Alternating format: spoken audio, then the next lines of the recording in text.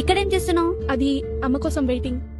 అవునా, రేపు సండే కదా, స్కూల్ కి హాలిడే కదా, ప్రోగ్రామ్ ఏంటి? ఇంకా ఏం ఆలోచించలేదు. అవునా, అయితే రేపు నాతో పాటు చర్చికొస్తావా? చర్చా? సరే వస్తాను. Thank you. అవును, స్కూల్లో అందరికిచ్చి నీకు ఇవ్వడం మర్చిపోయాను. ఏంటి?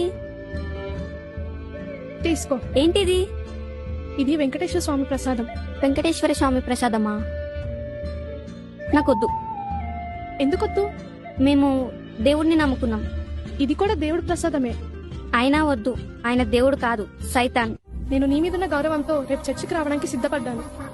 కానీ జస్ట్ మా దేవుడి ప్రసాదం తినమంటే దేవుడు కాదు సైతాన్ అంటున్నావు. అంటే మీకు టేక్ రెస్పెక్టే కానీ గివ్ రెస్పెక్ట్ లేదా? నీతో పాటు మీ చర్చికి రావాలి, కానీ నాతో పాటు గుడికి రావు. కనీసం మా ప్రసాదం కూడా తినవు. మా దేవుణ్ణి పూజించకపోయినా పర్వాలేదు, ఈ ప్రసాదం తినకపోయినా పర్వాలేదు, కనీసం నన్ను బట్టి మా దేవుణ్ణి గౌరవించవచ్చు కదా. దీనినే పరమత సహనం అంటారు. అది నీకు లేదు.